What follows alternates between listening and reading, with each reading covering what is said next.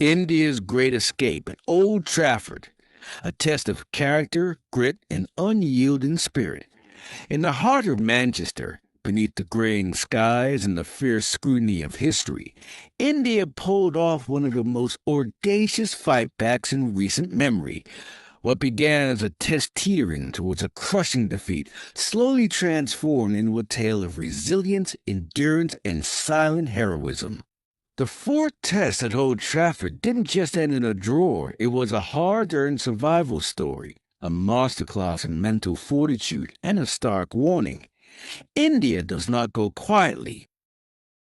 It was a test England thought they had in their pocket.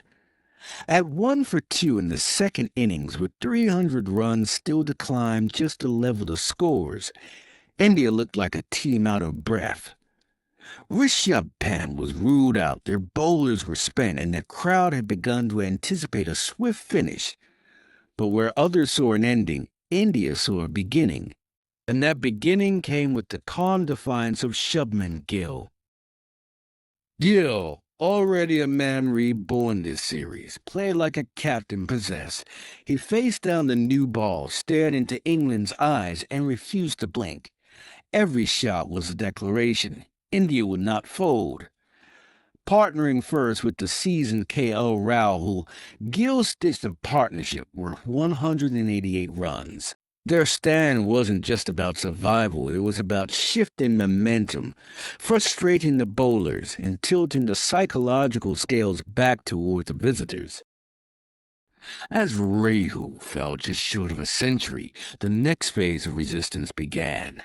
It was a new pairing, an unlikely one, but Washington Sundar and Ravindra Jadeja turned out to be India's unbreakable wall. Not just holding the line, they redrew it.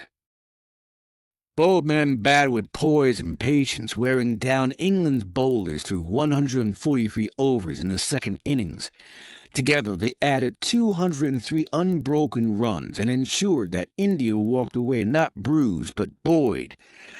Washington's maiden test ton and Jadeja's defiant century will go down in folklore, not for flash, but for fortitude. England threw everything they had. Ben Stokes, battling through shoulder pain and cramp, delivered one of the spells of the series, fiery, hostile, and filled with heart. He dismissed Rahul, nearly removed Gill, and kept the flame of hope alive. But the injuries caught up. The bowlers tired. The fielders grew frustrated. Tempers frayed, and by the final hour, the match had spiraled into surrealism. Stokes offered a draw. India declined. And when part-time bowlers lobbed balls at 35 miles per hour, Jadeja lofted sixes and Sundar jogged through for centuries. England watched wounded and weary as India celebrated from the balcony. Not a win, but a mighty escape.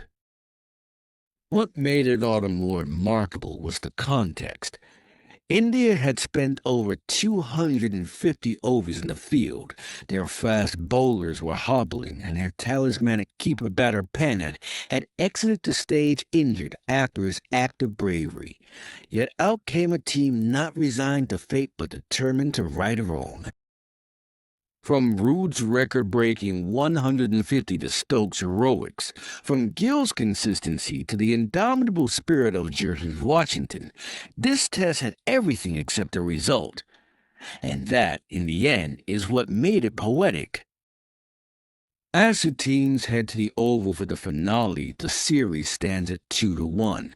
But in spirit, it's 2-all. India has every reason to believe. Because this wasn't just a draw. This was defiance made flesh. This was the heart of Test cricket.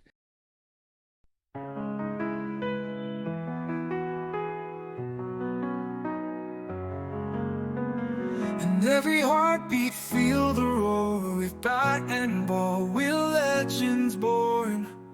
Colors bright, the picture light. For India, we'll always fight.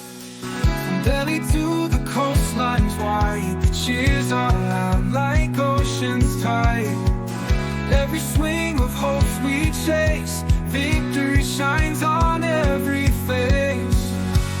India rising high underneath the painted sky.